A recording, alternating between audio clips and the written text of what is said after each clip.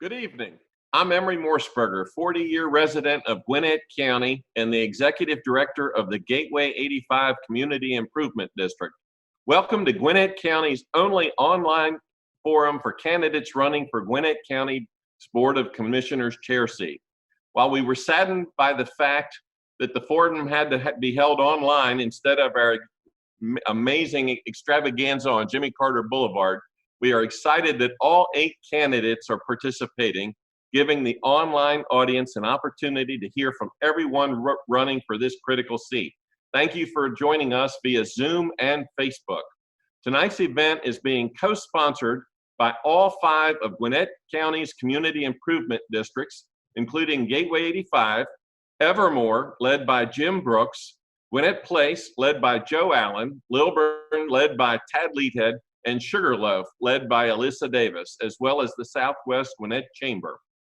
Community improvement districts have commercial property owners as members who pay extra property taxes to complete much-needed studies and projects to enhance infrastructure, transportation, mobility, beautification, and security.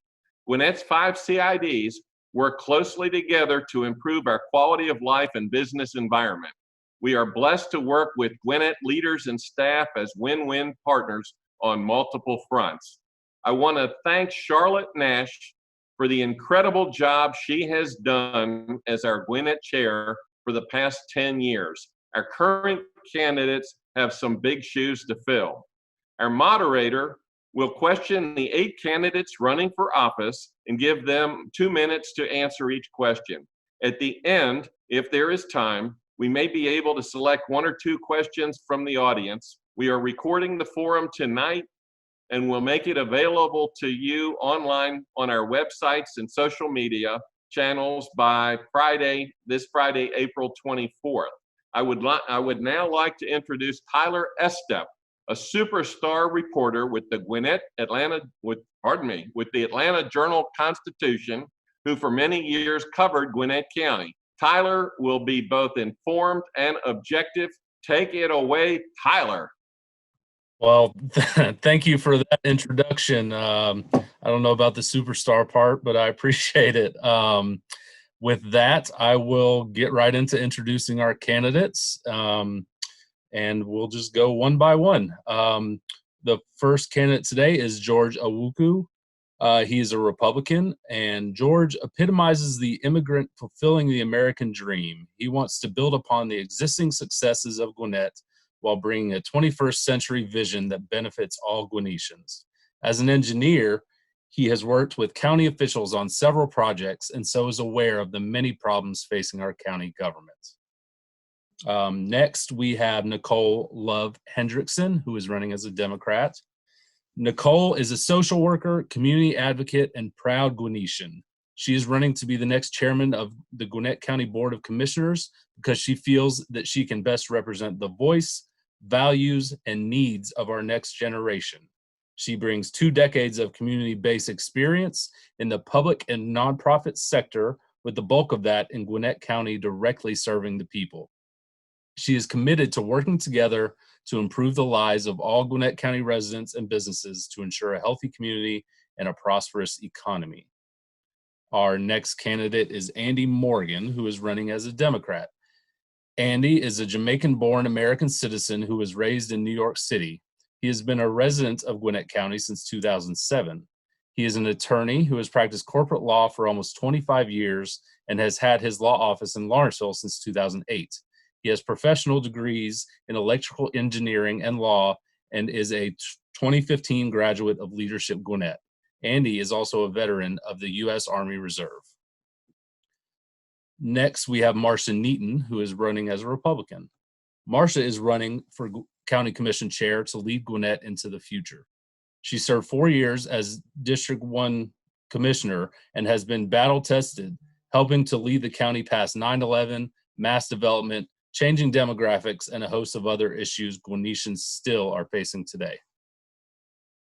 Next, we have Desmond Nebhard, who is running as a Democrat. Desmond Nebhard is a solution-oriented businessman and owner-operator of Kingston 30 Jamaican restaurant in Lawrenceville for the past 12 years. A native of Jamaica, he holds an associate degree in business and a bachelor's degree in economics from Country College of Morris and Rutgers University, respectively, in New Jersey. He previously ran for District 2 County Commission seat in 2018. Next, we have David Post, who is running as a Republican. David has 51 years of experience in business and law enforcement. He is running for County Commission chair to have a positive influence in all that he does and to make things better for his children, grandchildren, and the citizens of Gwinnett. Next, we have Kurt Thompson, who's running as a Democrat. Kurt has experience creating and running community improvement districts such as the Gwinnett Village CID, which is now the Gateway 85 CID, political experience serving 16 years in the state legislature, leadership experience serving 8 years as the chair of the Senate Special Judiciary Committee, management skills, 12 years of experience dealing with government budgeting as part of the Senate Appropriations Committee, and legal experience as an attorney. He has ongoing relationships with the leaders of Gwinnett County, as well as state and federal governments needed to help make sure Gwinnett has a seat at the table in any intergovernmental negotiations that affect Gwinnetians. With this experience, Kurt has a bold vision for Gwinnett's future, addressing issues of mass transit, affordable housing, equity, and how the county invests in the communities, employs members of the communities, and does business with and works with the diverse communities. After that, we have Lee Thompson Jr., who is running as a Democrat. Lee Thompson Jr. is a lifelong resident of Gwinnett County. He has practiced law in Lawrenceville for nearly 40 years, and his firm has served as city attorneys for the cities of Sugar Hill, Duluth, Grayson, and Lawrenceville, and as attorneys for the Gwinnett County School District. Lee was a member of the first class of Leadership Gwinnett in 1986, has been active in the Democratic Party and many civic organizations, and served in the Georgia House of Representatives. He and his wife Connie live in Lawrenceville and are elders of the First Christian Church of Lawrenceville. Their daughter, Rebecca, will graduate from the University of Tennessee in Knoxville next month. And those are our candidates. If you couldn't tell, they wrote their introductions themselves. And with that, we will, I suppose we will jump right into the program if everybody is ready. Okay, our first question is for candidates 1 through 4, which is Desmond, Lee, Nicole, and David. And we'll just jump right into it. The question: Gwinnett consistently ranks traffic congestion as the #1 issue facing the county. What is your vision for transit in the county, and what projects would you support? And we will start with Desmond. Hi, thank you so much for that question. My vision for transportation in Gwinnett is to see a service that covers Gwinnett County, not what we have now. I want to see transportation, a bus system that covers the entire county, and at the same time with a convenient transfer to MARTA to get people downtown to work so we can ease the congestion on the road. Thank you. With that, we'll go to Lee. And anyone, please feel free to ask me to repeat the question if you need me to, but we will move forward. Lee.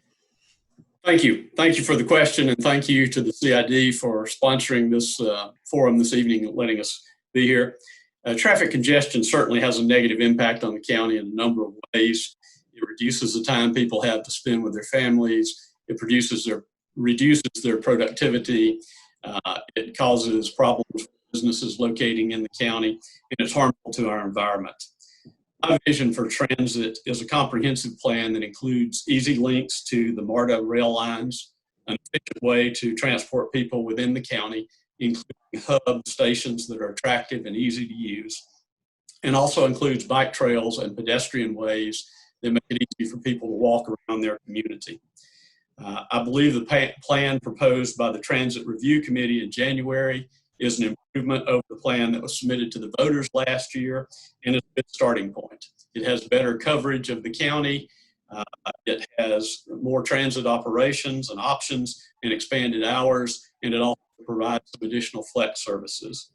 I think we should also, based on the learning from the pandemic, we should encourage people to go to flex schedules and telecommuting, because we've learned there are a lot of things that we can do from our homes these days. Any plan we approve has to be a plan that will increase ridership and cause people to actually participate in the system and get out of their cars. Thank you. Thank you, sir. Same question for Nicole. Thank you, and thank you for the question, and thank you for having me. My vision for transit has less to do with reducing the congestion, because that we've learned that is not inefficient or that is not what we determine is going to solve congestion, but it really has to do with providing options to residents. And if we've learned anything from this COVID experience, is that businesses and individuals and companies have had to be nimble and innovative with telecommuting and working from home, and that within itself has alleviated congestion. And so we have to think, be forward thinking about solutions, and with the need that transit options are still very much needed for residents. When I worked for the Board of Commissioners and had the opportunity to usher in conversations and dialogues with people around the Comprehensive Transit Plan and the Connect Gwinnett Transit Plan, I learned that people wanted options. They wanted increased options. They needed more coverage to cover the entire county. We needed connection points to get outside of the county and connect to the region. Young people wanted to be able to get to jobs and after-school programs. Young professionals wanted to be able to get around without having to use a car. We just have to think about providing choices, because not everybody has a car, has access to a car, or even wants to use a car. And so thinking about congestion really is about being innovative and forward thinking in getting people off the roads and addressing the very various demographic needs that exist within the county. The solution to transit, in my opinion, is not a silver bullet or a blanket approach. We have to be cognizant of the different needs of seniors and young professionals and low-income families. And so we need to provide options that cater to the various demographics. And I wholeheartedly believe that I'm pro-transit. I voted in favor of the referendum last year. I believe that it's about creating options for people who don't have a car, and it's also about creating opportunities for our economy. Thank you. With that, same question for David. And again, please feel free to ask me to repeat the question if you need me to. Preface my answer with this: in the 50+ years that I've gone into businesses to help fix security management, productivity issues, there are only a few things that I tell them before I go in, because I don't have all the answers. I have to start asking questions. I would have to, in this case, I would have to talk to the people that were part of the Transit Review Committee, Nick Messina, Leo Weiner, and the rest of them that have had researched these issues. And I realized that mobility enhances the quality of life of the citizens in Gwinnett County. But it has to be reasonable and it has to be responsible. These are things that we still have to look at. I know there's probably not a transit system anywhere that's profitable, at least that I know. And it's something that's for the citizens, but there's got to be a justification for that convenience, if you will. We need transit. We need some type of a system that will work, whether the systems that have been brought up before, obviously when it was voted, they didn't think it was the right one. There are other options. I know that some property was bought, a large piece of property at 85 and Jimmy Carter Boulevard. There's a piece of that property that could be used for a hub, whether it's buses or whatever the case might be. So there are a lot of options, but we're going to have to look and see which ones really make sense and which ones are really justified. Whatever we do, it has to be justified for the citizens and financially, because somebody has to pay for it. Thank you so much. And with that, we will shift to our second question, which will be for candidates Andy, Kurt, George, and Marcia. And the question is, Recently, the Transit Review Committee shared a plan with the Board of Commissioners. Do you support this plan, and what is your vision for possible implementation in Gwinnett? And we will start with Andy.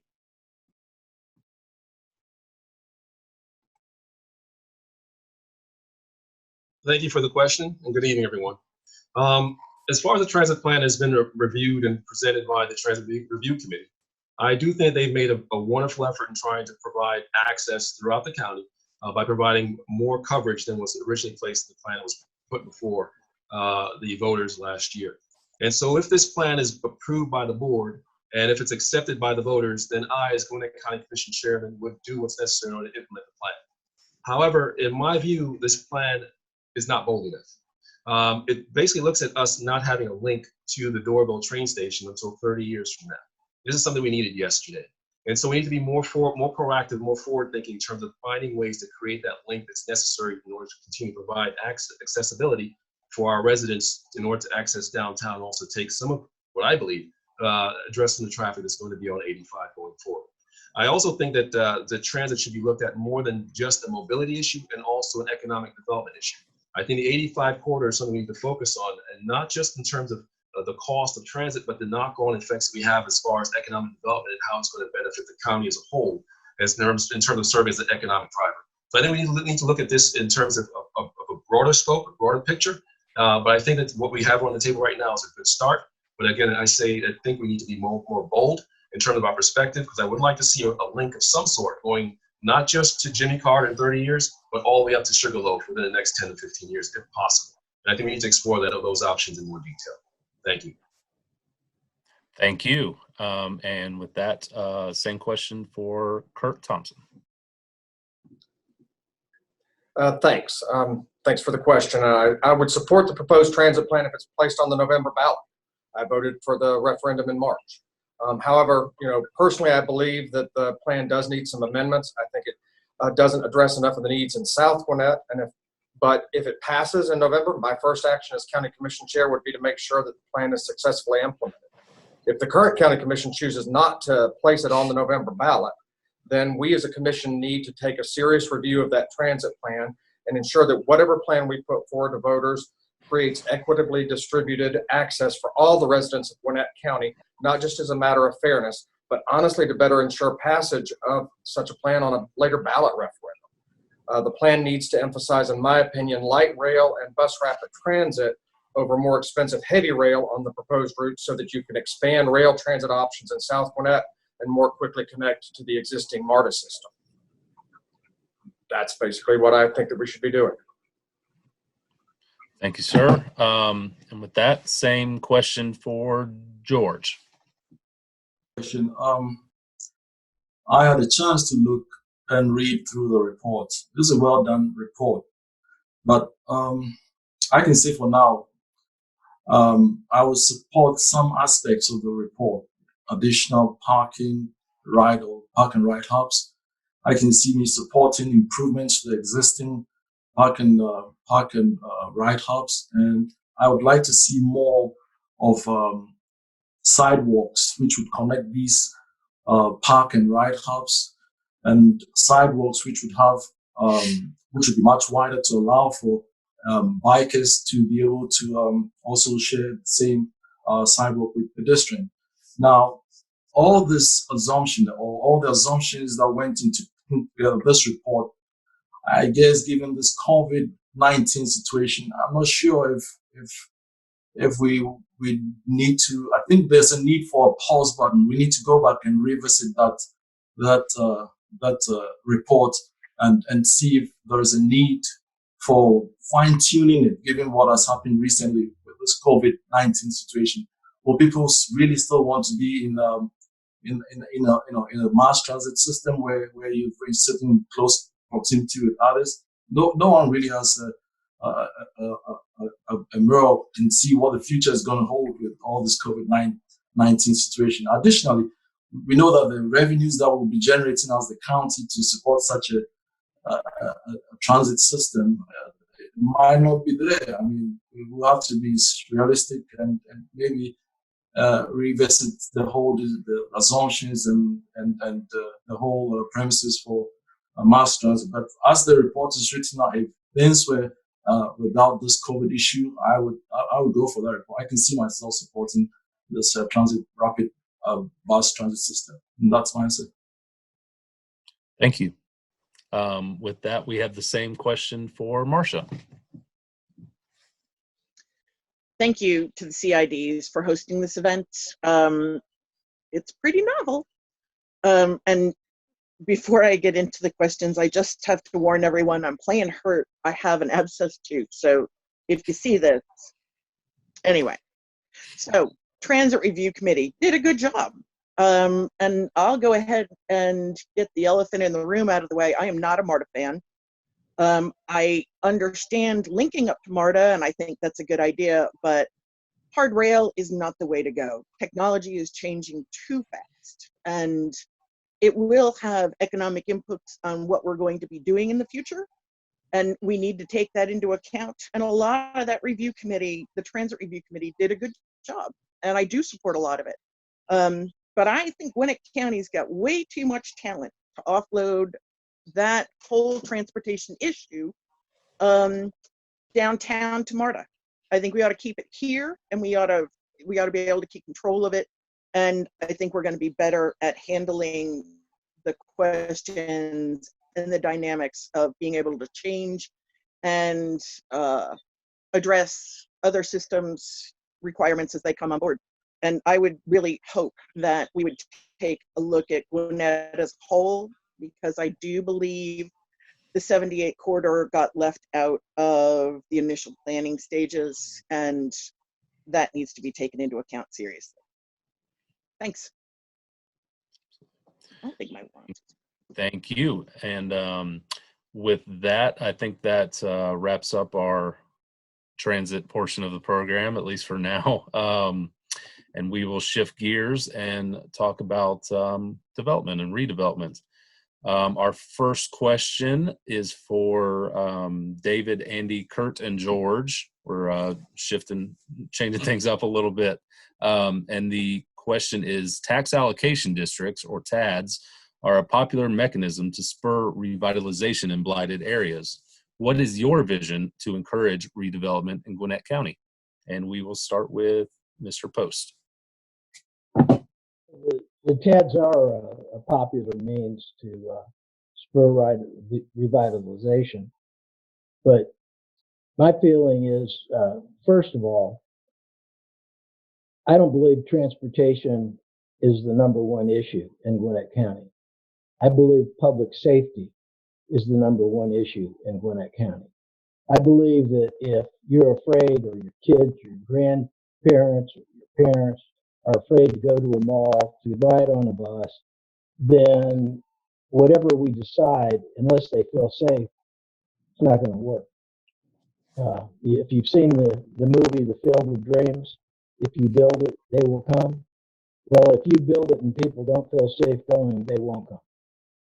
So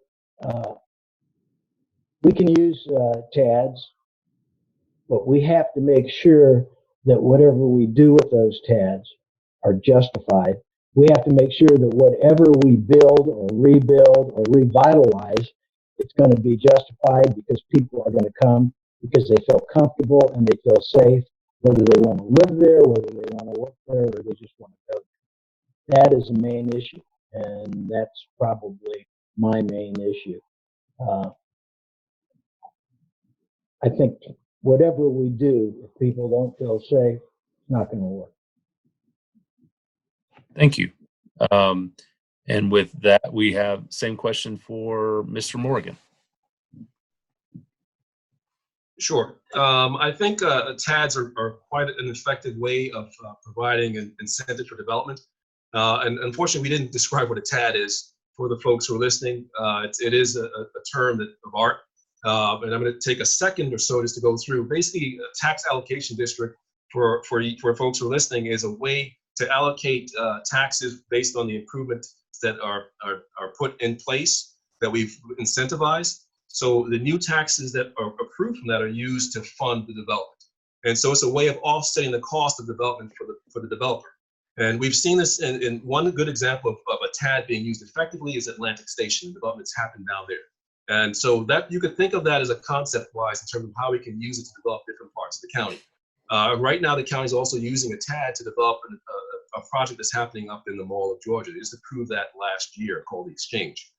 From my perspective, a TAD is a good way to incentivize developers to accomplish some of the things we're looking to accomplish, such as economic development goals, job creation goals, and also with respect to finding ways to provide affordable housing in our communities, which is something that is sorely needed. And so if we can offset the cost of the developer to provide these different projects within the county, provided that we are getting a fair exchange, because there are risks to doing TADs where the county might not get a good return based on providing this incentive to investors or to a developer. And those are something we would have to monitor in terms of how we provide this incentive and how it's going to work going forward. But it's just another way for the county to come alongside a prospective investor, partner with them to try and get the development that we believe is in the best interest of the county and that could provide the best benefits for our residents as a whole. So I support it wholeheartedly. Thank you. Thank you. Same question for Kurt Thompson. Thanks. I've long advocated for the wider use of tax allocation districts, and I've also advocated for the use of tax increment financing districts to spur redevelopment. They worked well in redeveloping Midtown in the 90s and in the 2000s, and they worked really well in redeveloping the old Fourth Ward area. These are, however, tools for redevelopment, not development. And I think Gwinnett needs to keep that focus on redevelopment. Given the post-COVID economic climate that we're in, we need to especially be careful to put these in areas where they're most needed for this type of economic redevelopment. Additionally, I think that we need to offer more incentives for higher density and mixed use development in these same dense corridors that already exist in Gwinnett County to encourage both the creation of affordable workforce housing and to revitalize some of these areas that we're targeting broadly. Not only will this help stabilize these areas, but it will help us plan for the estimated 500,000 people that are going to move here in the next 10 to 15 years without overrunning other parts of the county that want to preserve a more suburban or even a rural feel.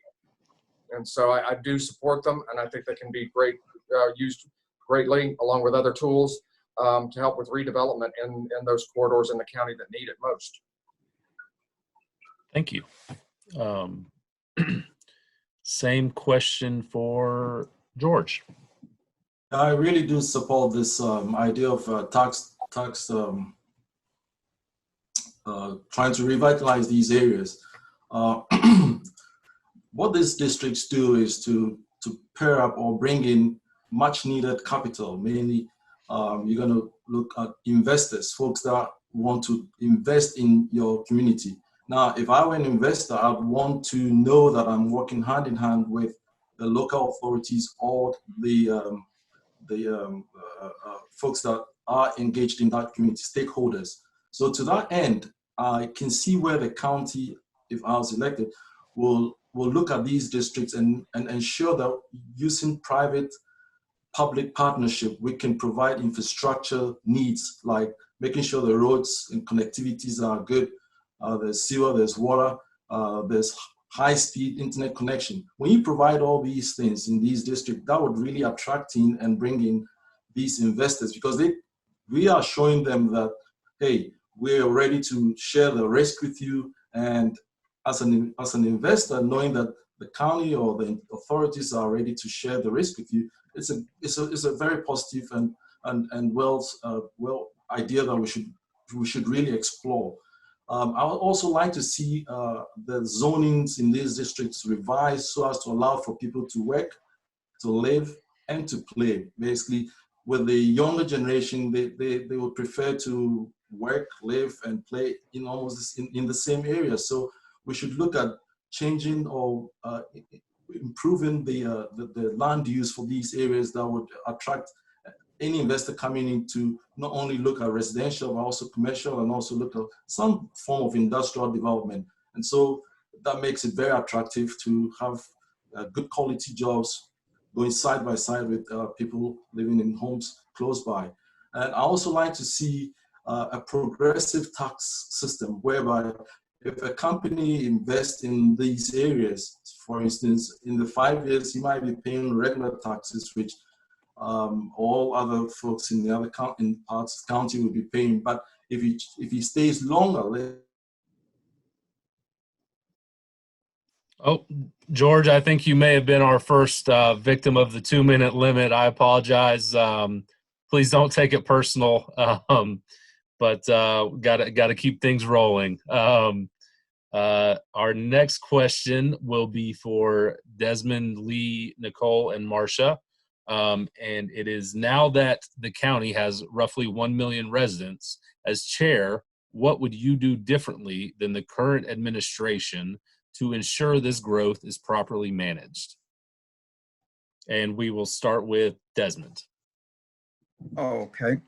The fact that Gwinnett County is such a diverse county, we need to get everyone on board. And by starting that, we need to have a diverse, or rather an inclusive government in Gwinnett County. We need to reach out to all of our partners here. As I said, it's very diverse, and we have many languages, many cultures. We need to understand each other. And if we can understand each other, we can have better management, positive growth, because at the present time, you have people who are very fearful, and it's all because no one understands each other in the sense. So moving forward, we just need to get a clear understanding of everyone and be more inclusive from governance all the way down. Thank you. Thank you. Same question for Lee Thompson. Thank you. I would deal with growth by using my knowledge and experience in zoning and land use to change how we make zoning decisions in Gwinnett County. I've been a local government attorney for almost 40 years here in Gwinnett County, and I've been involved in thousands of zoning cases. I've drafted zoning ordinances. I've presented training sessions to local officials regarding zoning, and I've even argued cases to the Supreme Court of Georgia regarding zoning. Too often over the years in Gwinnett County here, we've made zoning decisions based on who the applicant is or who will benefit from the zoning decision rather than whether the project should be approved or not. The zoning process needs to be more transparent. Each application should disclose who's involved in it, who the landowner is, and the ethics rules will only apply if people don't hide behind companies or put their lawyers as the applicant. Every zoning decision we make affects transportation, our schools, and our environment. And these land use decisions control how we affect affordable housing, redevelop declining areas. So we have to be very careful in considering the long-term effects of every zoning decision. And my expertise in this area will allow me to craft a new zoning process that's both comprehensive and transparent. With good land use policies, growth is going to continue, but we need to manage that growth and manage it well. Thank you, sir. Next is Nicole. So the question is about growth. So here's my plug. Fill out the census. If you haven't already done so, go ahead and get that done because that is going to be key. So what I would say is that we are not the same county that we were 20 years ago, and so we can't apply the same type of thinking in terms of managing the growth. We are the second most populous county in the state of Georgia. We're the most diverse county in the state of Georgia, even in the southeast. And so it's going to be incumbent upon us to think strategically about the way we move forward. And I want to think about what the county is going to look like when we have 2 million people. People are not going to stop coming here. We have things that make us great, that attract people, like our schools, our strong business climate, our arts and culture community, our world-class amenities that we have. So people are not going to stop coming. And so we need to make sure that we're harnessing our strengths, but also being cognizant of the challenges that exist that come with growth. There are blueprints that already exist on how we're managing growth with a lot of these livable communities and live work centers, like that's happening in some of the cities like Duluth and Sewanee and Lawrenceville that have live, work, play initiatives. And if we're going to be bold and think critically into the future, we have to make bold decisions like that. And we have to think outside the box and think about what our communities want. And we can't operate in a silo. We have to connect and lean in with our surrounding communities and our diverse neighbors. I've had the pleasure of working with many of our cultural groups in the communities, as well as the Chamber of Commerce, the community improvement districts, many of the cities. We can't work in a silo when it comes to growth. We have to pull all of these communities together and bring their voices to the table. And I think together we can all reimagine a Gwinnett County for the future. That we all can say, this is our home, this is where we belong. Thank you. Next candidate is Marcia Neaton. Same question. So being that I sat in the chair and I made these decisions and I voted on a lot of rezonings and I voted against a lot of rezonings, I would have to say the first thing out of my mouth needs to be stick to the land use map. The land use plan is put together, the 2040 is already out there. It's 20 years in advance. We've put a lot of work into this, and it needs to be followed more closely when it comes to these zoning applications. The second thing that it kind of goes with another question that we were asked in an email, which is how to help the CIDs. And I'm going to talk specifically about Gwinnett Place Mall. When I was in office, they brought an idea that said, in place of an anchor store, we'd like to put a 10-story condo. Well, it's a great location for a 10-story condo, but why aren't we thinking a little bit higher than that? Why aren't we going a little bit closer to like a 20-story? And why are we not talking about Class A office space? Class A office space is something that Cobb County has that we only have a little bit of, and we need to be stepping up in those areas. So my first plan would have to be taking a real good look at the ordinances that we have and the limitations that we put on ourselves. And those, I think, need to be modified in order to allow some better development and especially better redevelopment to go on. Thank you. Our next question is actually for all candidates. And I imagine that you can guess which of our host CIDs suggested that this question be asked. The question is, Gwinnett Place Mall is the poster child for dying retail in the heart of Gwinnett County. Yet what is happening at Gwinnett Place Mall is not unique to the area or Gwinnett County. Vacancies in U.S. shopping malls have hit the highest level in the last 20 years, and this during a time of economic growth. Elsewhere, we are seeing dead and dying malls being transformed, but nothing has happened at Gwinnett Place. What are your specific plans for Gwinnett Place Mall? And I suppose we will just go straight down the line 1 through 8. You all have your numbers, but I will remind you. It looks like Desmond Nebhard is number 1. We'll start with you. Yes, sir. So Gwinnett Place Mall have so much potential. First, what I would love to do is partner with the private sector. One of the things we could do at Gwinnett Place Mall is we could easily make a mini Central Park, like in New York. That's one of the first phase. And then we could do a mixed use, both business and livable. You work and play at the same place, work, live, and play in the same area. Gwinnett Place does have the opportunity for all of that. But the best way to do it is to partner with the private sector and go from there with it. The potential is vast for that. Thank you. Candidate number 2 is Lee Thompson, I believe. Thank you. Well, Gwinnett Place Mall area is one of the vital areas in Gwinnett County, and the area is covered by the CID. Let me give you a few statistics about it. Has about 14% of the county's retail space, 10% of the county's office space, and 7% of the jobs that are in Gwinnett County.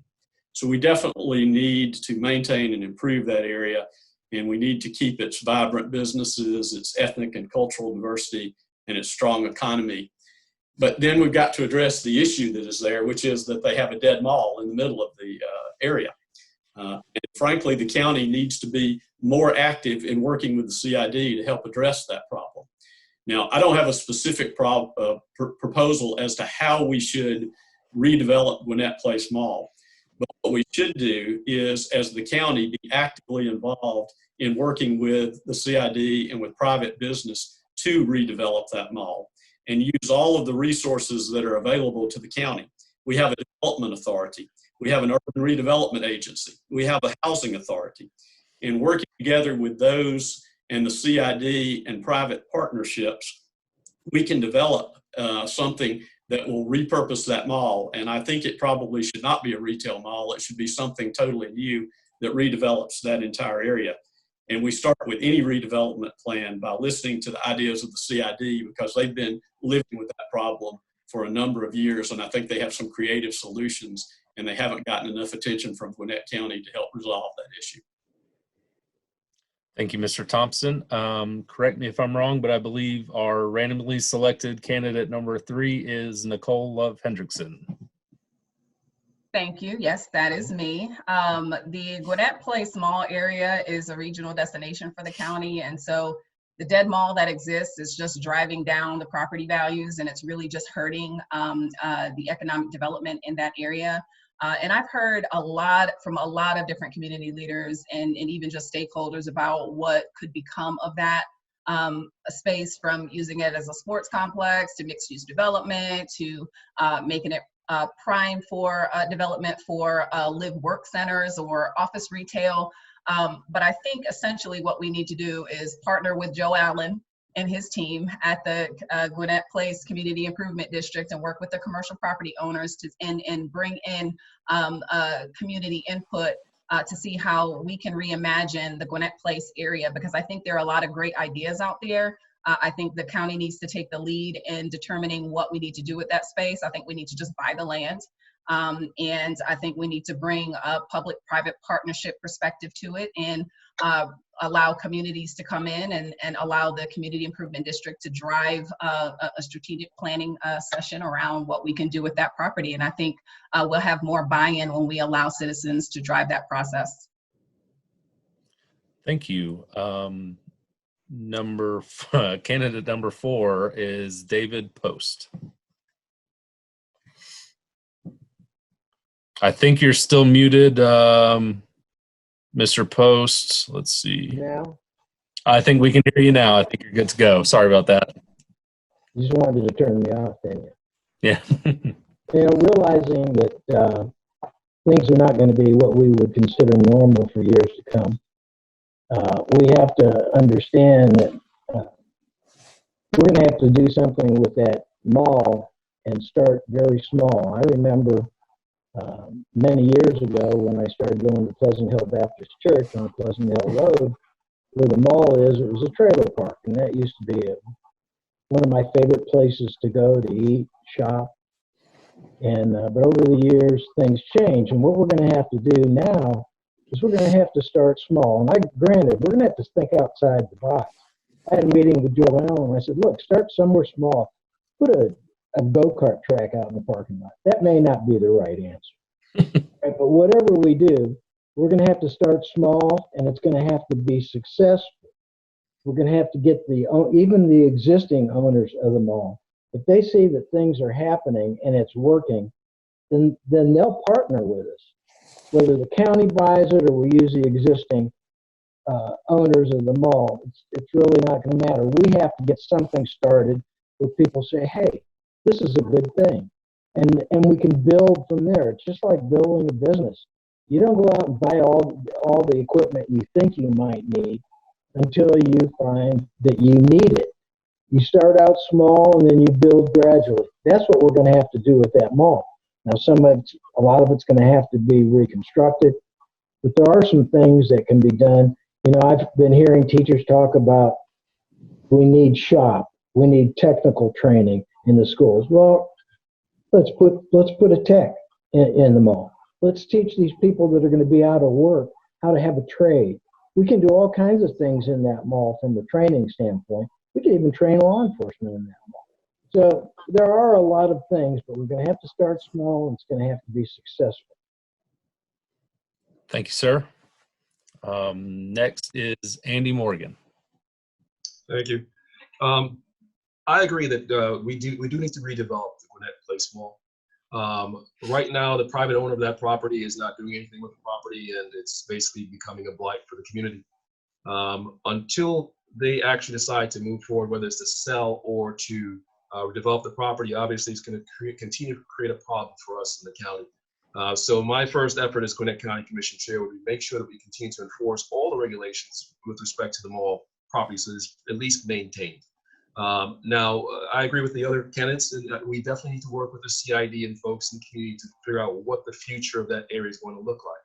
Personally, I think that retail is no longer the focus where we need to be looking at. As we've seen how the dynamics have changed over the years, right now, people, what they're looking for is a sense of place, a destination where you can go to and you can feel that this is somewhere you can do something more than just retail shopping.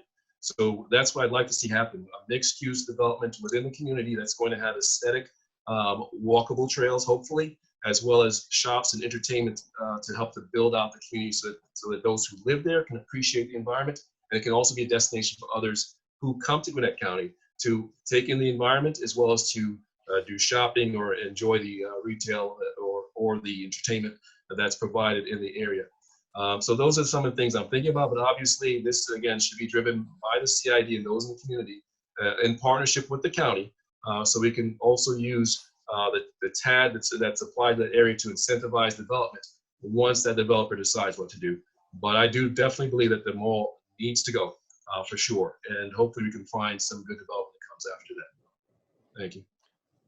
Thank you, sir. Next we have Kurt Thompson, I believe. Yeah, hi, thanks for the question. You know, Gwinnett Place Mall is probably the biggest example of a phenomenon, around of sort of dying retail establishments. And I think we need to broadly look at mixed use developments as a way of dealing with that, especially in our more densely populated corridors and on the 85 corridor. Gwinnett Place Mall rather, is just sort of that on steroids. And I think that, of course, we have to partner with the CID and we need to partner with private folks, but we've been partnering and talking. The county has to put some skin in the game and may in fact have to buy the mall. That's what I would probably advocate for, or buy it in a public-private partnership. And the best example of what to look at would be something like the Lindbergh Station area in Atlanta, where they basically revitalized that whole area. We would be putting in a transit station. They were upgrading one, but then you put in a lot of mid-rise office space and retail space.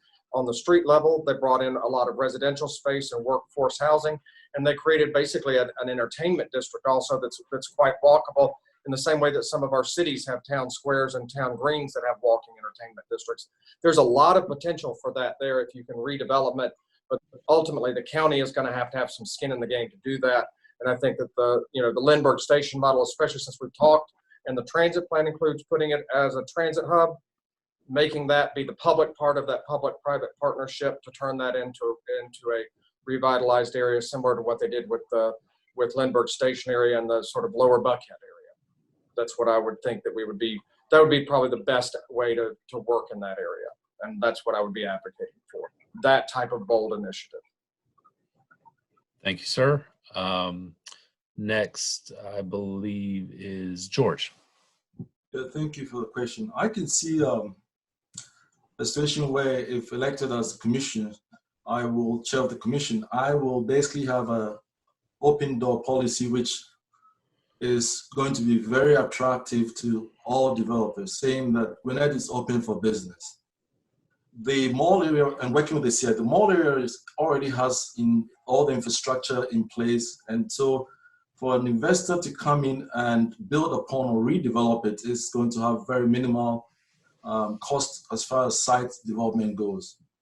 I also want to see us working with the local community, meaning the folks that live and work around there, to see what ideas they have. I've seen models of where they have a mixed use of homes and walking trails and offices and shops going, and I think that's a very good idea, and I can see myself supporting it. Just out of it, along Pleasant Hill Road, there used to be a lot of empty box facilities.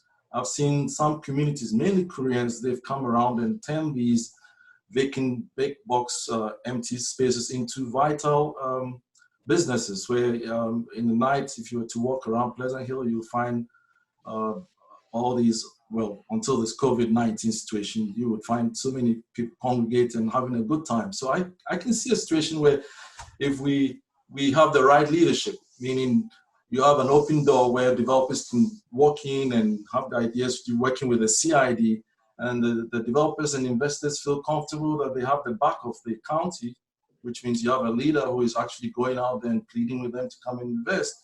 I can see that being a positive turnaround for the Gwinnett Place Mall. And that's what I have to say. Thank you, sir. And with that, we have Ms. Neaton. So I guess I kind of already answered a little bit of this question.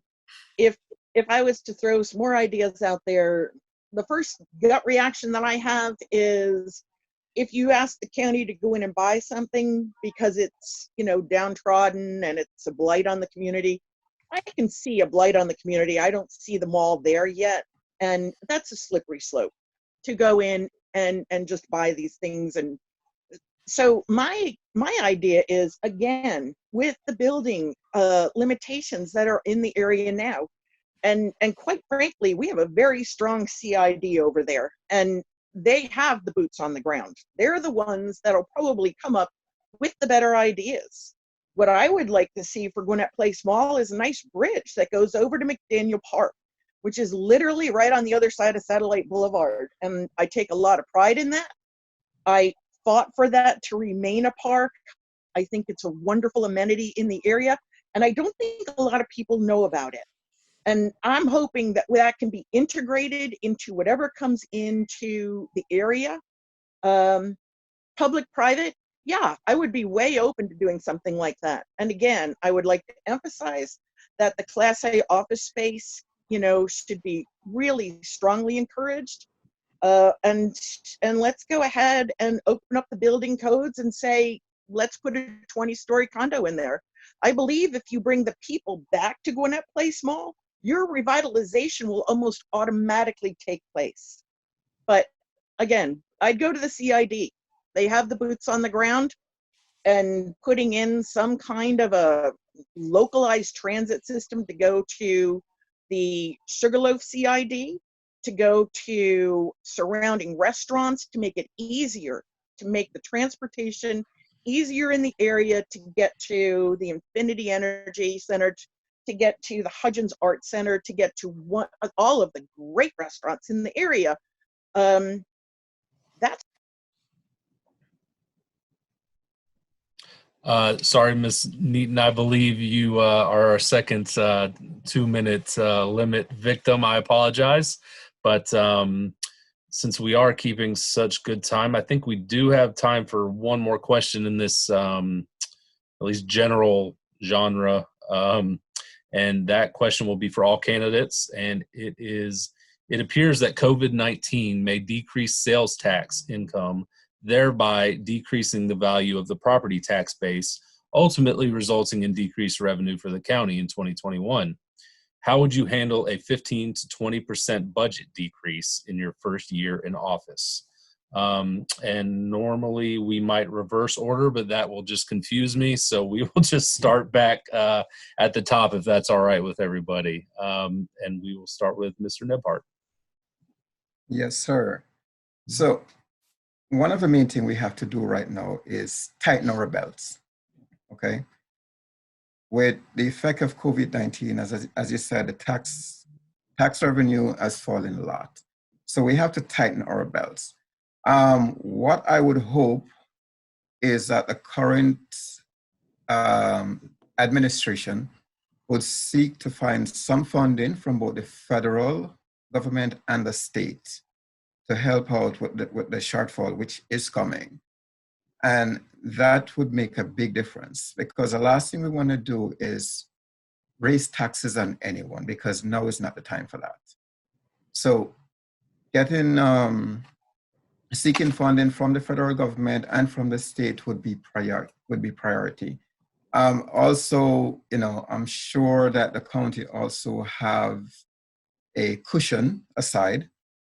We wouldn't want to waste it, or, well, not say waste. We wouldn't want to go too deep into it, but try again to see as much funding as we can get from the federal and the state and take it from there, because we don't know exactly what the numbers will be like at the end of this. Thank you, sir. With that, we will go to Lee Thompson. Well, Go. the pandemic has obviously affected all of us. As we can see tonight, we're on the computer screen as opposed to in a room. And it's obviously going to affect revenue for Gwinnett County. I think what we don't know right now is how much is it going to affect revenue for Gwinnett County. That's going to depend on how long it goes on and how long it takes people to get back to things, such as going to restaurants and attending the theater. And also, are we going to have vacant buildings, or are we going to have foreclosures? And we don't really know that at this point, but it's certainly something that we're going to have to study carefully. And to put the question in perspective, if we had to cut 15 to 20% out of the budget of Gwinnett County, that's more than we actually spend together on the police department and the fire department. So those would be huge cuts that we would be talking about. And that would be extremely difficult decisions for anybody to make that we would have to evaluate. I think we need to look at where the revenue comes too. We're probably going to have a decrease in sales tax. That means it's going to affect SPLOST projects. We're not going to have as much money coming in as we expected over the life of SPLOST. So some of those projects are probably going to have to be delayed or put off. We're going to have to look at new programs that haven't started and how we can maybe delay those or not start those programs. And we're also going to have to look at federal and state funds to hopefully come in and help us do some of the shortfalls. Most important thing that we're going to have to do is we're going to have good leadership to do that. We're going to have people who understand local government finance, who understand how bonds work, and who understand how local government works to make those decisions. Thank you, sir. Let's go to Nicole. Thank you. So I worked for the county. I worked for the Board of Commissioners for the past 5 years up until February. And I've had the benefit of seeing and being part of what goes into creating a balanced budget. And I will say, just to share some optimism here, is that Gwinnett County right now is in pretty good standing because of the fact that we only rely on sales tax for capital projects, whereas our other metro Atlanta counties rely heavily on sales tax for operating costs, funding staff and providing water and maintaining roads and things like that. However, our budget, which 12% is only made up of sales tax, only goes to capital projects. So that is not going to affect us as much as our metro counties, and we're going to be cushioned from the blow. But like any business or household, when you're facing an income deficit, then you reduce spending. And that's what we're seeing happening right now with the closing of our aquatic centers and facilities and some of our county buildings. So we're already reducing spending right now. And when we do budget, we're budgeting very conservatively. And we also don't count on 100% of the forecast when we do budget and when we do operate. I trust our leadership. They have done a really good job with balancing a budget and creating a balanced digest. And it's important that leaders moving forward continue to operate that way, because that's just how we need to get by in case we do face circumstances like this. The county has been through a recession before. This is not the first time we've been through a recession. We are very resilient. We will continue to move forward. And we'll continue to get through this together, like we are a strong leader that we are. We didn't receive our AAA bond rating for no reason. And so I stand behind that, and I want to be optimistic with our outlook and how we're managing our budget and finances and what our standing is right now. Thank you, ma'am. We will go to David Post. Same question. I think realizing that things are not going to be changing quickly for quite some time, that I would do what I do with the companies that ask for help. I go in, I start asking questions. I would go in, I would look at the numbers. I would develop a priority list. And I think we have to realize too that the job of the chairman is to find the answers. And there are a lot of brilliant people in Gwinnett County that not only work for the county, but that would be happy to volunteer some of their time and their learning to help things move along. It's going to be a very difficult process. There has to be a priority list. We're going to have to cut where we need to cut, but we may have to add where we need to add because there might be some areas of public safety that are going to have to be increased. You know, people go in tough times, instead of going out and buying a case of Coke, they may buy a case of water and save the money. So we're just going to have to look at that overall process. Do I have all the answers? No, but the answers are there. But we're going to have to ask questions to find out what those answers are.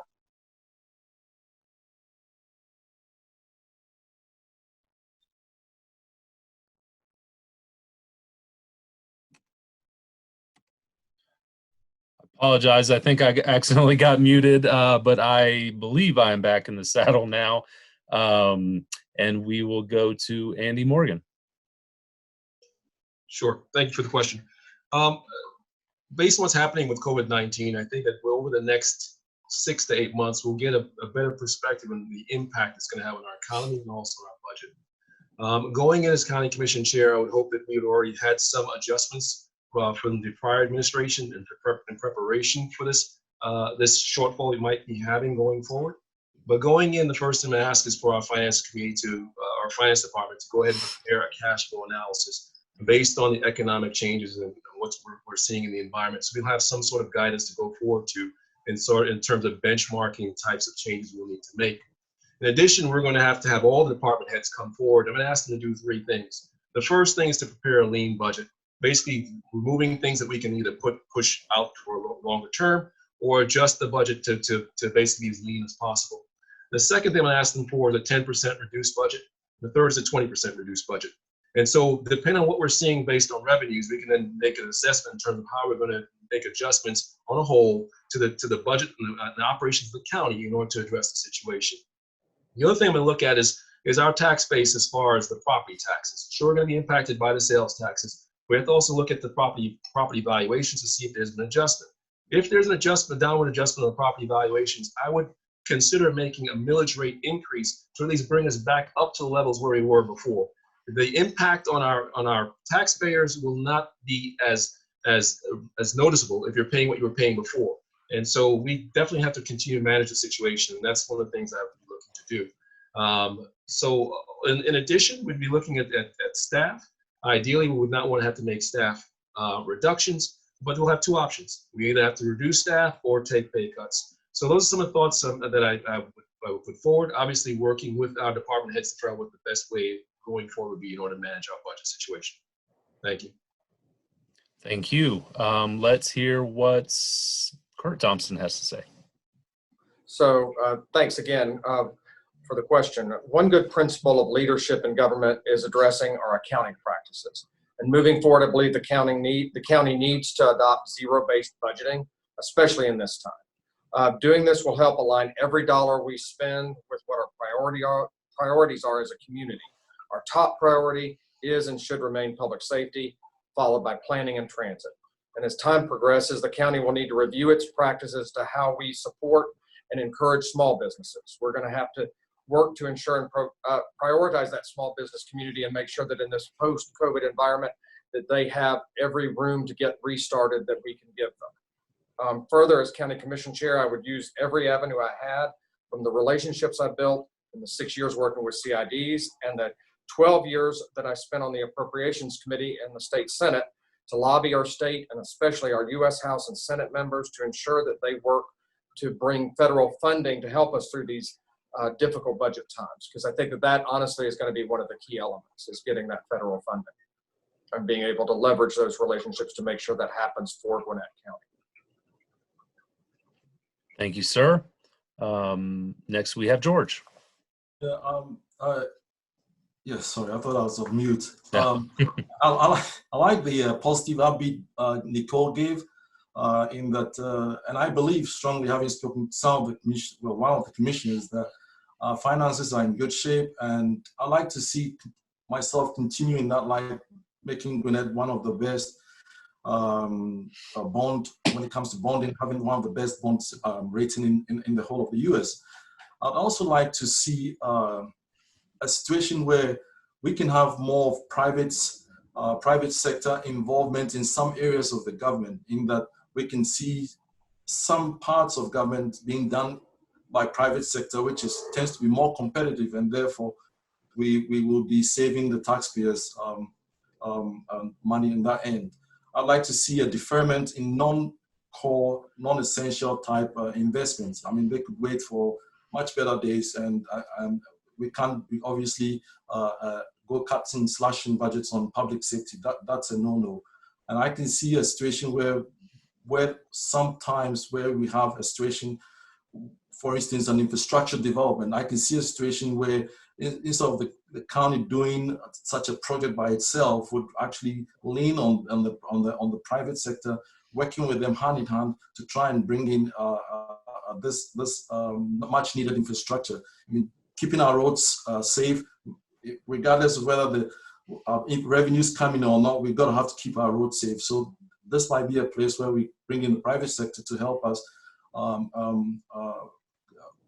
provide solutions for keeping those essential services running. I can also see a situation where we can support our local businesses, because with a good, strong local business, we can be self-assured that we will have the finances that would help us weather these bad times, if any. So I can see a situation where working hand in hand with local businesses, meeting out, talking with them, finding out what it is we can do as commissioners to help them grow their businesses in these hard times.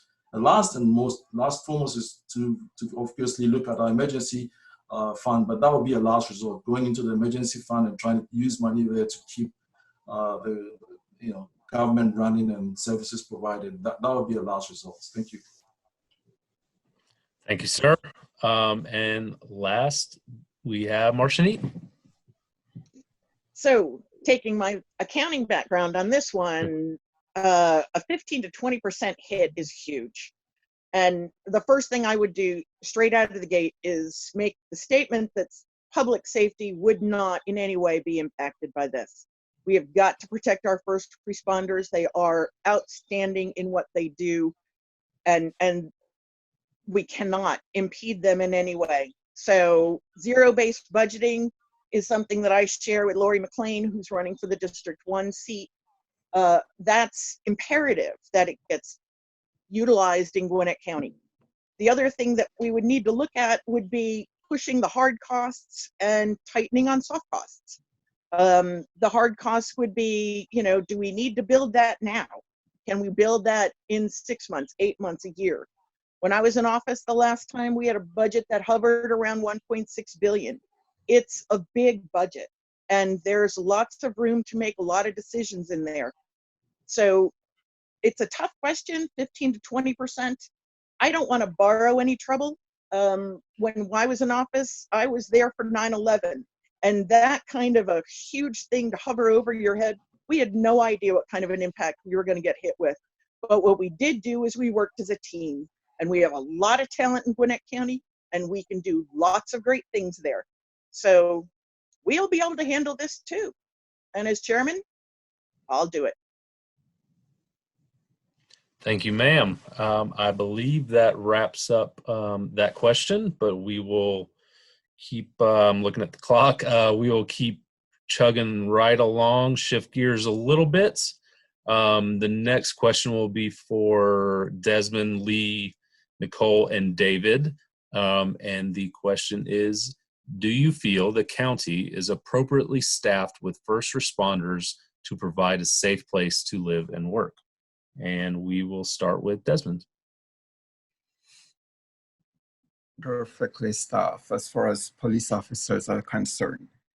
If you notice, every so often you see Gwinnett County is hiring. One thing we need to do is to make sure that our police officers are paid properly. Okay, we spend roughly $30,000 or so to train them. And then after 2 years, they leave and go somewhere else that they get paid better, either to local municipalities right here in Gwinnett or elsewhere. So one of the main things we need to do is to make sure that our police officers are properly paid. What I would do during my first week as commission chair, I would love to have a meeting with our new sheriff and every police chief that there is. They're the expert in this field, and hear what they have to say, try to get what kind of resources they need to move forward to protect our citizens. And from there, I'll do my best to make sure they get whatever they request. But as far as properly staffed, no, we are short staffed. Thank you, sir. Let's hear from Lee Thompson. Well, the simple answer to your question is no. Currently, Gwinnett County has about 1 police officer per every 1,000 residents. The national average is about 2 officers per every 1,000 residents. The 2020 budget, the county actually added about 30 police officers positions, about a similar number of firefighter positions, and that was a good thing. Unfortunately, those departments have not been able to fill those vacancies. In fact, they weren't even able to staff the slots they had before those were added, and they're struggling to maintain their current officers and firefighters. In talking to a firefighter, I found out that each firefighter is actually being asked to work 12 to 13 overtime shifts per year, about once a month, because we don't have enough people to cover all of the shifts. So, and I would agree with Desmond that we're training people and they're coming here and staying for a year or two, and then they're going somewhere else because they're getting better pay in surrounding communities. So the approval of the new positions for police department and the fire department were a step in the right direction, but we need to increase the salaries of our firefighters and our police officers because that's got to be one of the highest priorities of the county. And we've got to make sure that that service is provided at a high level and that we keep the people that we train and are able to hire into those positions. Thank you, sir. Nicole Love Hendrickson. Thank you. I agree with what's already been said. Public safety is very important to me, and we should definitely prioritize it here in our community. I mean, I want to live in a safe community. I want to know that there are people that are protecting and serving my home, my property, my family.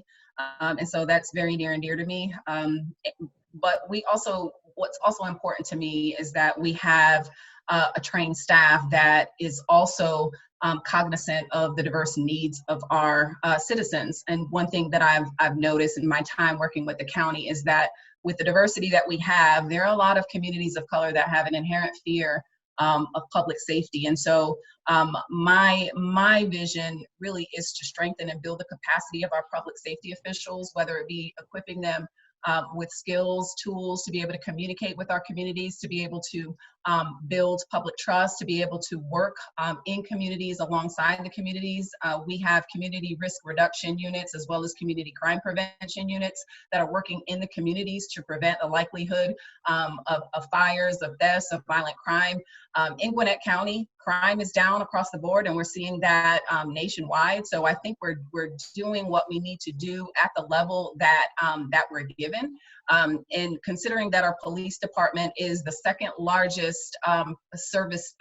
has the second largest police department outside of Atlanta, I think it does a very good job. The police chief does a very good job of protecting and serving, but we still need to prioritize, like the others have said, we still need to prioritize. But public safety is important to me, and I want to make sure that my son has a community that he feels safe to grow up in, but I also want to make sure that he has good relationships with public safety officials and that our communities have positive experiences and relationships with public safety officials. And I'll do what I can to ensure that we equip our communities, our public safety officials to work with our diverse communities. Thank you, ma'am. David Post. If the police departments are shorthanded, as they are in Gwinnett, right now the Gwinnett Police Department's 100 men short. To bring that up would require, let's say we hired 100 people tomorrow. It's going to cost between $50,000 and $60,000 per person, and 6 months before they're actually trained to go out on the street. So that's almost $600,000 to recruit brand new officers while we're losing the experienced ones that could be doing the things that I think are necessary, like going with the chairman or someone to these different meetings and to the public and developing some understanding and answering questions, because right now there's somewhat a negative, there's some negativity as far as law enforcement in the country. Well, it's going to take that kind of communication to change that, but they're going to have to be fully staffed. I think that there are a lot of things that can be done with law enforcement. I have a charity called Care for Cops that I started 20 years ago, and I have 7 police chiefs on my board. 2 of them are retired from the Gwinnett County Police Department and the existing police chief in Gwinnett County. I feel their frustrations, and part of that frustration is probably because there's not the same kind of communication with the board and the public that there really needs to be. I would work on that because I think it's so important for people to feel safe, for police officers to feel satisfied and appreciated. And yes, pay is a major issue. We cannot afford to keep losing these experienced police officers. They're a very important part of everything that we've talked about regarding transportation, revitalization, and everything else. And we can't forget that. Thank you, sir. And I believe that wraps it up for that question. We will shift gears a little bit for the next question for the next group of candidates, which is Annie Morgan, Kurt Thompson, Georgia Wuku, and Marcia Neaton. And the question is, what is your vision to reduce homelessness in Gwinnett County? And we will start with Mr. Morgan.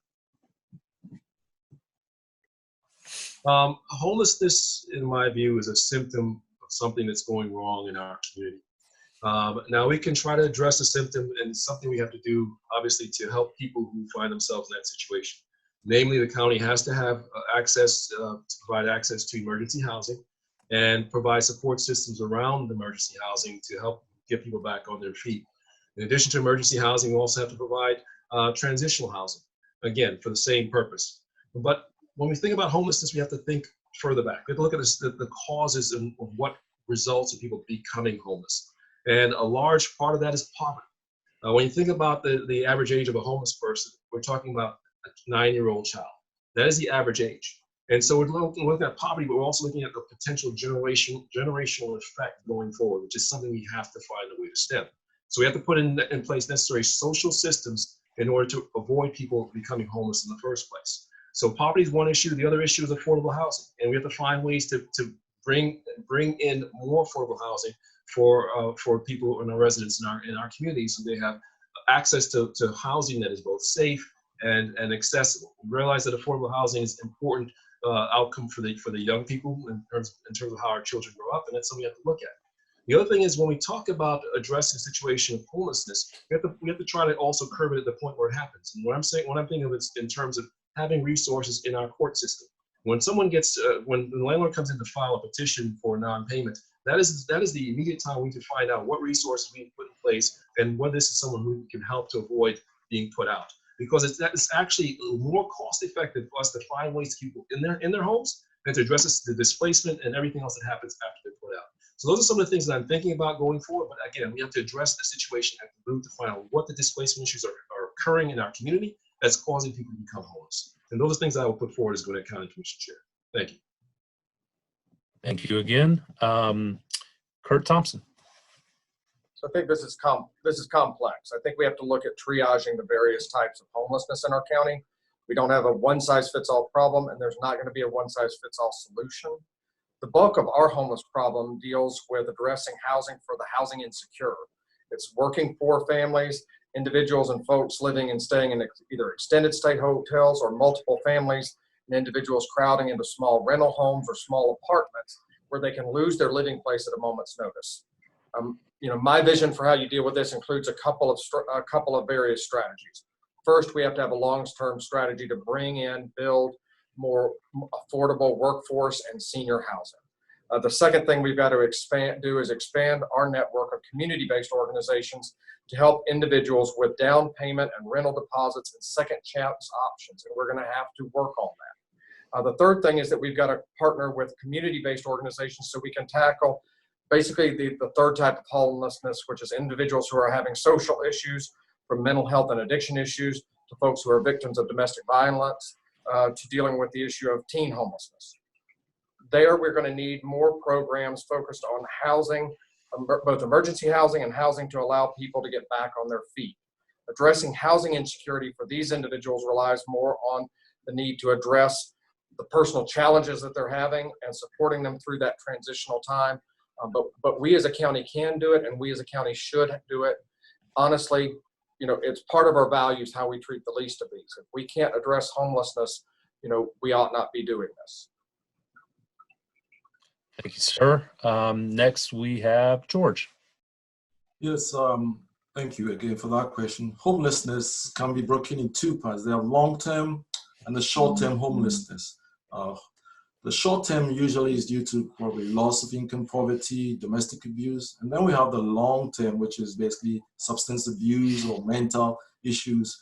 And if we can look at those as being the two main groups of homelessness, finding a solution to those two becomes much more clear and much more easier. So what I'm proposing, if one way to get around a workable solution would be when someone is recognized in the jailhouse or the prison as being of mental issues, has a mental issue, we quickly identify these people and channel them to a non-profits. Right now, I'm aware that the county is working with lots of non-profits to help house these homeless people. So I'd like to see an expansion of that ongoing process where we can leverage federal, state, and private sector grants to support these non-profits in their efforts to help these homeless folks. I also like to see a situation where in the schools, if we have a substance abuse, kids going to drugs or substance abuse, we identify them early, we will take them out of the schooling system, we will give them treatment, and then as they are also undergoing treatment, they will be trained, go into some kind of school treatment. So as soon as they come out in remission, they can simply go back into the regular school system or go into work. I think that would really help. I can also see a situation where those in fact, having a very good home where one feels loved or one feels being cared for would be a very ideal situation for those who are going through substance abuse or mental issues. And so if we can identify these families which are ready to take in their loved ones who are suffering through the substance abuse or mental issues, we as a community need to go ahead and help them through grants and through whatever means to be able to take in these fellows back, help them with their medication, help them stay off drugs, and make them useful citizens of the community. And I think that would be the best money spent. That's all. Thank you, sir. And from there, we will wrap up with Ms. Neaton. This is a very difficult issue, and I wish Nicole would be able to answer it. I think Kurt nailed a lot of the problems that we need to be looking at. This is the best opportunity for public-private to merge together and bring these ideas to bear on how to get this situation and these people. And that's really what we're talking about here. Our people, they're ours. They're all of us.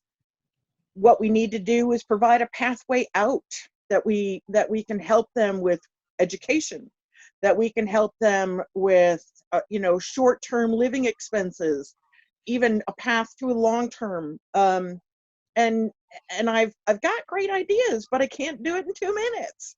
So I think probably I would piggyback off of a lot of what Kurt said. and also getting a pathway out. And that's the public-private that needs to come to bear in this situation. It's frustrating to be tied to a 2-minute answer. So it's a tough one, absolutely. But we need to do more, and we need to step up. Thank you, ma'am. And with that, we have completed that question. We are, it's getting dark, as you can probably tell by the glare on my glasses, but we're going to try to squeeze in one more question from the audience. And this will be for everyone, but I'm told that we are going to limit it to 1 minute or less. So that's 1 minute, everybody. And the question is, the land at the OFS site on Jimmy Carter Boulevard is owned by the county. What would be your plan for that property? And I suppose I hate to keep doing the same order, but I suppose we will just start right back at the top and go with Desmond. Uh-oh. 1 second. I think I lose you. There you go. Well, that land, I think they initially purchased it for the whole system with the MARTA train transfer. So right now, I have no other plans for it at this point in time, but it's something that it could come into very valuable use later on. So it all depends on what the situation comes out to at the end with the transit referendum, if it goes through or not. But there's a lot of opportunities for it. Thank you, sir. Lee Thompson. Well, I believe that site was purchased by the county using their urban redevelopment agency powers, with the concept that it will be redeveloped and hopefully spur redevelopment of that area surrounding it on Jimmy Carter. I do think there will be a transit hub that should be a part of that. It's an ideal location there on 85, and I think that will be important. But I also think it needs to be a multi-use development that can spur surrounding development down the Jimmy Carter Boulevard area.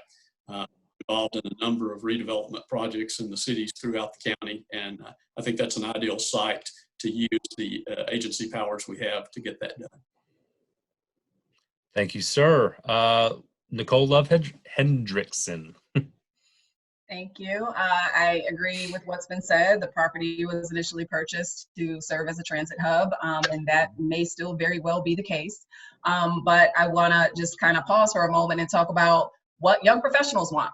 I am a young professional. I'm the only young professional on this panel, and will be around to benefit from some of the development that will be happening. And so I will tell you, as somebody who was on the founding board of the Gwinnett Young Professionals and elevated the needs and voices of the Gwinnett Young Professionals, both at the chamber level and in local government, we need to make sure that we're doing all that we can to retain and attract young professionals. And so they're attracted to mixed use development. They're attracted to development that has work centers, activity centers, entertainment, dining, shops, a one-stop shop. And if we don't have an availability of those types of developments, well, we're going to lose our young professionals to Sandy Springs, to Midtown, to Alpharetta. And so I foresee that space, speaking as a young professional, something that I would like to see and something that I would probably enjoy, is something that has that mixed use concept. And since we already own the property, we can also work with Emery Morrisberger and his team and his commercial property owners. Oh, I think you got cut off. Not quick enough. 1 minute, guys. 1 minute. David Post. Well, I may upset some people, but had there not been a plan of what they are going to use it for instead of what they may use it for, I would not have bought the property. Granted, it's owned now, and they're going to have to figure something out. But it would not have been the kind of investment that I would have made as chairman of the Gwinnett County Board of Commissioners. Simple enough. Thank you, sir. Andy Morgan. As far as I'm concerned, right now I do not have a plan for what to use that property for. I would have to probably meet with Emery and his team over at Gateway 95 and the surrounding property owners and try to develop a plan in terms of what we do with it, whether we sell it or we develop it or use it for some other master plan, whether it's for transit or something else.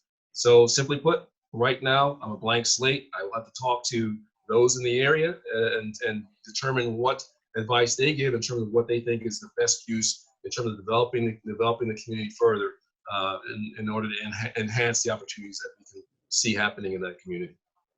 Thank you. Thank you. Kurt Thompson. Yeah. So the area was purchased to be basically a multi-use transit hub, and it probably needs to stay that, and that needs to be what we use for it as a principal use. But the transit hub is either going to be at ground level or underground. And I think that's a prime example of a place where you could put a tall mixed-use development with taller office space, taller residential condo type space that certainly would be more attractive to millennials and younger folks. And to the extent that you're still going to have movies made down there, that would be a great way to partner, to do a public-private partnership to keep that as also an attraction area and an area to continue making those Marvel comic movies that are there. But I think that you can actually work with all of that and have all of that go in. But ultimately, it's going to be a transit hub and a mixed-use development. Thank you, sir. Next, we have George. Well, like with what David said, I like what he said, and I like what Nicole said. If I was the chairman, I will have that land sold. And for the simple reason, I don't believe we should be in the business of buying land and hoping for some future development to take place, which, as we all can see with the COVID-19, could be a long time before things turn around. But being the optimist, if we were to sell it, I'd like to see a situation it's being sold to a private sector developer who come in with ideas, Nicole said, which is to build a place for the new generation, which would be a place to work, live, and play. Simple as that. Provide transportation coming there, provide them with all the incentives that they need as far as tax breaks. But I'd like, yes, the county should sell that piece of property and let the private sector develop it. Thank you. Thank you. Marcia Neaton. So obviously the first thing I would do would be to tap into the CID in the area. Emory has come up with some great ideas in the past for what to do in other places in the county. But, you know, thinking outside the box, I would have to go for an idea that I love, which is small business incubators. We have some pockets here in the county, but I would love to have Gwinnett County known as some place to come and grow your business. Start it here and grow it here. And that would be something that I would love to do in that kind of an environment. So along with working with the CID, I'd love to do a small business incubator. Thank you, Ms. Neaton. And I am told that we're going to do one more very quick 30 seconds question that is just going to be the standard classic political question that is just what separates you from the other candidates. And we will just start back from the top, and remember 30 seconds, strictly enforced. And we will start with Desmond. Okay, make it quick and short. Yeah. I'm a business person. You know, what separates me from the rest of the field? I started a business back in 2008 in the recession, still survived it, and now I'm in this mess going on. And I still have my business running, which is a restaurant, and I don't intend to close it. You know, it takes strategic planning to do what I do. And with it just separates me from the rest of the field. Thank you, sir. Lita. I think what separates me from the rest of the field is that my experience in local government. I've been a local government lawyer here for almost 40 years. Worked with a number of the cities in our county. We've been the counsel to the Gwinnett County Board of Education, and I think the expertise that I've gained over those years gives me unique qualifications for this position. Thank you. Nicole. I'm not a career politician. I'm not an establishment politician, but I am a young professional. I'm a mom. I'm somebody who lives here, who has benefited from a lot of the decisions that have been made in this community. I love Gwinnett County. I love our residents. I've been a part of its success story for a long time, and I will continue to be part of it and drive change, bringing a much needed and fresh voice to decision making. Thank you. David. I started my business in 1972, and over the years, I've helped a lot of businesses. Probably, I don't know, none of them are as old as I am, but I've been doing what I do and helping fix businesses for over 50 years. I'm not a politician, but I am a businessman. And I would do the same thing with the county that I would do in business. And I would find out what makes it work, what problems they have, and fix them. Thank you, sir. Andy Morgan. I'm not a politician. This is the first time running for office, but I believe that I do have something to add as far as my background. I've dealt with complex transactions as an attorney. I've advised on them. I'm also a representative. So I believe that if I bring all my skills to bear, I believe that that will differentiate me as far as what I can bring to the table for the county as an advisor, as a problem solver, as an engineer, and basically as a collaborator. And that's what I look to do as Gwinnett County's next county commission chairman. Thank you. Thank you, Mr. Morgan.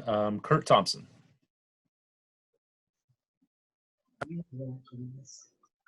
So I was raised here in Gwinnett County. My business is here in Gwinnett County. I spent 16 years in the legislature fighting for you, the folks here in Gwinnett County. And if you honor me with your vote on election day, I will fight for you every day in Lawrenceville, just like I fought for you every day in Atlanta. And that's what sets me apart from everyone here. Thank you. George.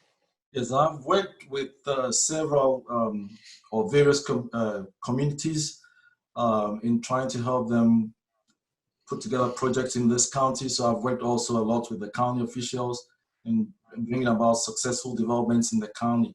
And so knowing the issues and having provided the solutions, I feel very confident that that sets me apart from the other candidates. And I'm very optimistic about the future. I hope that helps. Thank you, sir. And one last time, Marcia Neaton. Well, being that I've already sat on this board before, I can tell you from previous experience and managing a $1.6 billion budget, you don't want to put somebody in here to train them. This is something that you want to be able to put somebody into to hit the ground running who's already been battle tested, and that's me. I have 30 years worth of business experience with my accounting background, and I can bring that to bear in this situation as well. I can represent Gwinnett County. I love this county. It's a passion of mine. So I am asking for your vote, and I'm asking for your support. And that's why. Thank you, ma'am. And with that, I believe we have exhausted our time and our questions. So I will turn it back over to the Honorable Emery Merceberger. Thanks. Thank you, Tyler. I want to thank each of our candidates and our moderator for their time tonight. We've got an incredible crew and a lot of talent and great ideas. I want to thank the other fantastic community improvement districts in Gwinnett and the Southwest Gwinnett Chamber that co-sponsored this event. Remember, the recording of tonight's forum will be posted to www.gateway85.com by Friday, April 24th, if you'd like to listen or view again. Remember, Georgia's primary has been pushed back to June 9th because of the virus outbreak. Thank you again for joining. We've got a great county and we've got a great future. Thank you.